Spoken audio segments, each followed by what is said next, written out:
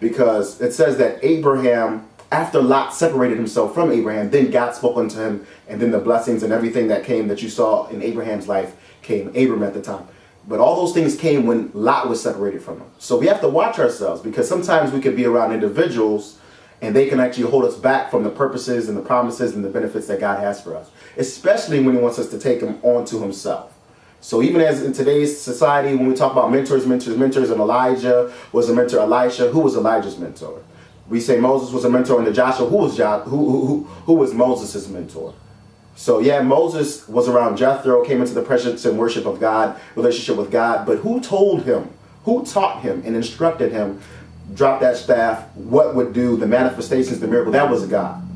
And so you have to be wise and know that there's no greater mentor you're going to have in your life than God. Okay, now that we've talked about that, now you have to have your plan. And I talked about how you have your mission. Your mission is your assignment, what you're supposed to do, and we have the Great Commission. Now we have the vision. The vision is what that actually looks like. And the plan is the coordinated activities to bring about that. So now, right now we're going to go ahead and put one into play. And I would advise everybody, have a plan for your family, have a plan for your personal life, have a plan for your business, whatever. Have your plan for your ministry, have a plan even for your relationship with God. And it doesn't have to be complicated. It can be one sentence. Start today. This is what I want to see accomplished.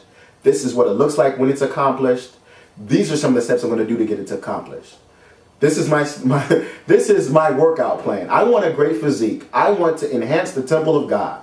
That's a good thing. You know, I want to enhance the temple of God. I know what that looks like. That looks like me with a six-pack. Okay. So I know what that looks like. Now, how do I coordinate my activities?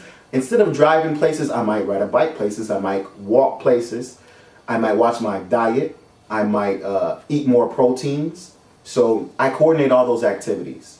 And then I'm able to take steps, even as the Lord directs me, lets me know, okay, now that was great. Now I need you to go in this direction, or I need you to go in that direction, to bring about the fulfillment of that mission and that goal that you had, so that you're able to, you know, people without a vision perish. So if you don't have a vision for your personal health or your physique, more than likely that area is going to perish in your life. If you don't have a vision and a plan, my mom used to always say, whatever you don't plan to do, you don't intend to do.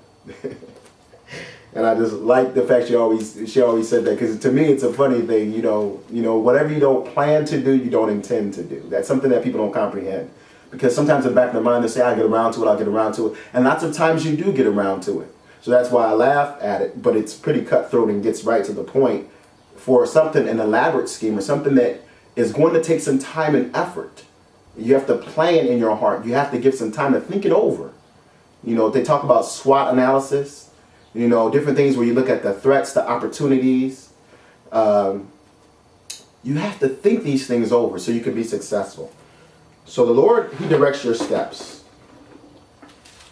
And we're going to go into 1 Timothy 3.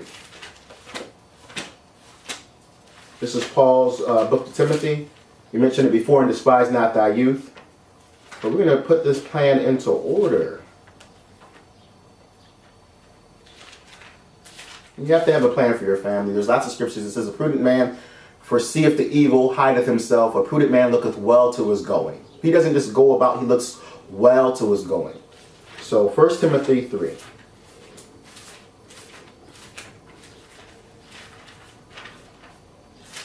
Yeah, come on.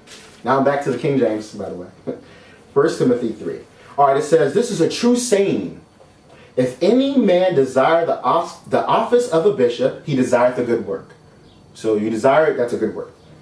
A bishop then must be blameless, the husband of one wife, vigilant, sober, of good behavior, given to hospitality, apt to teach, not given to wine, no striker, not greedy of filthy lucre, but patient, not a brawler, not covetous, one that ruleth well his own house, having his children in subjection with all gravity. Seriousness.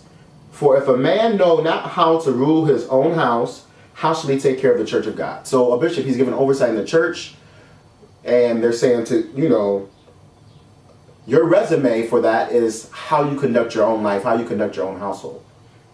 And this is the bishop. You know, the bishopric, it said when Judas hanged himself after, betraying Jesus, he hanged himself. Somebody else had to take that bishopric. So the Lord had raised up apostles who had bishoprics, and somebody had to take the bishopric that was absent when Judah hanged himself and committed suicide.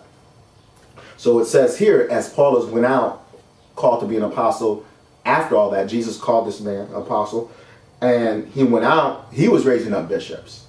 And so it says, for this office, it's a good work. And, there's some people, I being one of them, if you want to make money, I would go into business. Preaching is something you do because you're called to do it. It's something you do, but it's actually a great work. It's a good work. When you're in love with the things of God, and when you actually know, God, what could be more important than saving lives? Leading lives to Christ.